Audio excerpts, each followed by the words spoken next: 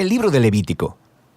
Es el tercer libro de la Biblia y se desarrolla justo después de la liberación de los israelitas de su esclavitud, cuando Dios los llevó al pie del monte Sinaí y los invitó a una relación de pacto. Ahora, ellos rápidamente se habían rebelado y quebrantado ese pacto, y Dios quería que su gloriosa presencia viniera y viviera justo en medio de Israel mediante su tabernáculo.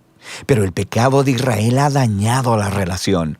Así que al final del libro anterior, Éxodo, Moisés, como representante de Israel, no podía siquiera entrar a la presencia de Dios en la tienda.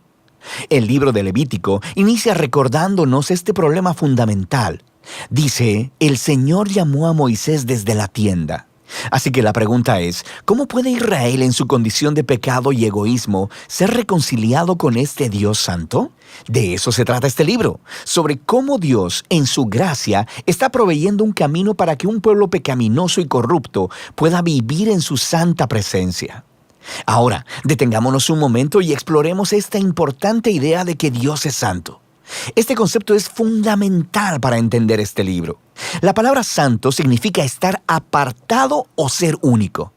Y en la Biblia, Dios está apartado de todas las cosas por su rol único, como creador de todo, como el autor de la vida misma.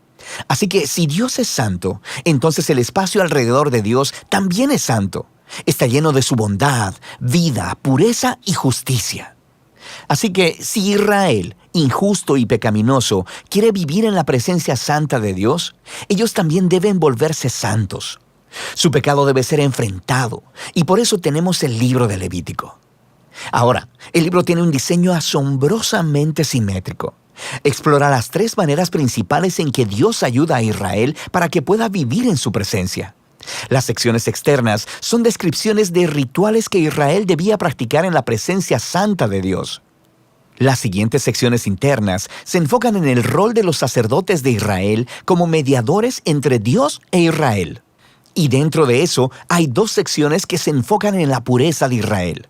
Y luego, justo en el centro del libro, hay un ritual clave, el Día de la Expiación, el cual provee unidad a todo el libro. El libro concluye con una breve sección donde Moisés llama a Israel a ser fiel a este pacto. Vamos a profundizar en el contenido del libro. La primera sección explora los 5 tipos principales de sacrificios rituales que Israel debía llevar a cabo. 2 de ellos eran maneras de cómo un israelita podía dar las gracias a Dios al ofrecerle de vuelta un obsequio simbólico de lo que Él le había dado primero. Los otros 3 sacrificios eran diferentes maneras de pedirle perdón a Dios. Así que aquí el israelita ofrecería la sangre de un animal mientras confiesa que su pecado ha aumentado el mal y la muerte en el mundo bueno de Dios. Pero Dios, en lugar de destruir a esta persona, por supuesto que quiere perdonarla. Así que el animal muere simbólicamente en su lugar y hace expiación, lo que significa que cubre su pecado. De manera que a través de estos rituales, los israelitas eran constantemente recordados de la gracia de Dios, pero también de su justicia y de la seriedad de su propia maldad y las consecuencias. El segundo grupo de rituales establecen las 7 fiestas anuales de Israel, y cada una de ellas cuenta una parte diferente de la historia sobre la manera en que Dios los redimió de la esclavitud en Egipto y los llevó a través del desierto hacia la tierra prometida. Y al celebrar estas fiestas de manera regular, Israel recordaría quién era y quién era Dios para ellos. Ahora, la sección sobre los sacerdotes de Israel. Aquí tienes a Aarón y a sus hijos, consagrados para entrar a la presencia de Dios en representación de Israel. Y luego, en esta sección correspondiente, encontramos los requisitos para ser sacerdotes. Los sacerdotes eran llamados a tener el nivel más alto de integridad moral y de santidad ritual, porque ellos representaban al pueblo delante de Dios, pero también representaban a Dios delante del pueblo. Descubrimos por qué la santidad de los sacerdotes importa tanto en esta primera sección, justo después de que la familia de Aarón fuera consagrada. 2 de sus hijos entran como si nada a la presencia de Dios y flagrantemente violan las reglas. Así que son aniquilados al instante por la santidad de Dios. Es un inquietante recordatorio de la paradoja de vivir en la presencia de un Dios santo, porque Él es pura bondad, pero se vuelve peligrosa para aquellos que se rebelan e insultan su santidad. Así que es importante que los sacerdotes de Israel sean santos y también que todo el pueblo de Israel se santifique. Sobre esto es que tratan las siguientes secciones internas. Los capítulos del 11 al 15 tratan de la pureza ritual requerida de todos los israelitas, y los capítulos del 18 al 20 tratan de la pureza moral del pueblo. Estos conceptos son lo que está por debajo de todo este lenguaje sobre pureza e impureza. Debido a que Dios es santo y apartado, los israelitas deben estar en santidad cuando entran a su presencia. Esto se conocía como estar limpio o puro.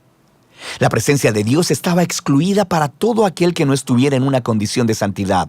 No estar en santidad se le conocía como estar inmundo o impuro.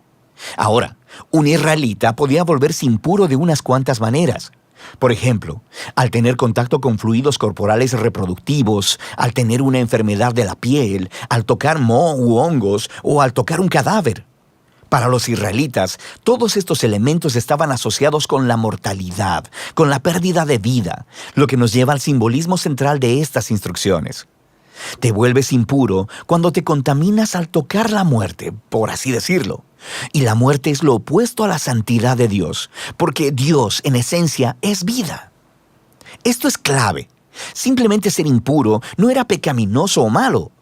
Tocar esta clase de cosas era algo normal de la vida diaria, y la impureza era un estado temporal. Duraba 1 o 2 semanas y luego se eliminaba. Lo que estaba mal o era pecaminoso era entrar en la presencia de Dios llevando estos símbolos de muerte e impureza sobre mi cuerpo. No hagas eso. Ahora, la última forma de volverte impuro era al comer ciertos animales, y las leyes de comida kosher se encuentran justo aquí en esta sección.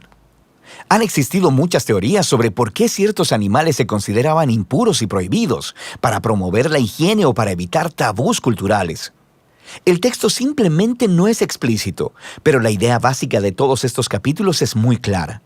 Todos funcionan juntos como un grupo de símbolos culturales que le recuerdan a Israel que la santidad de Dios debe abarcar todas las áreas de sus vidas.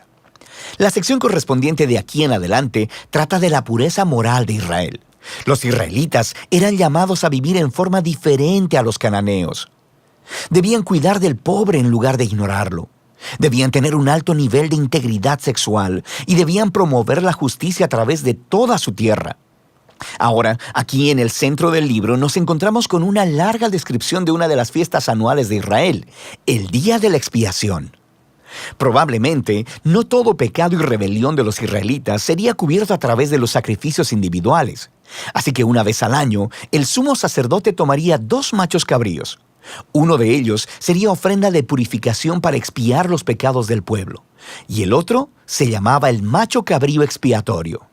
El sacerdote confesaría los pecados de Israel y simbólicamente pondría su mano sobre este macho cabrío y luego sería enviado al desierto. De nuevo, esta es una imagen muy poderosa del deseo de Dios de que el pecado y sus consecuencias fueran quitados de entre su pueblo, de modo que Dios pueda vivir en paz con ellos. El libro concluye con Moisés llamando a Israel a ser fiel a todos los términos del pacto, y él describe las bendiciones de paz y abundancia que vendrán como resultado de Israel obedecer todas estas leyes.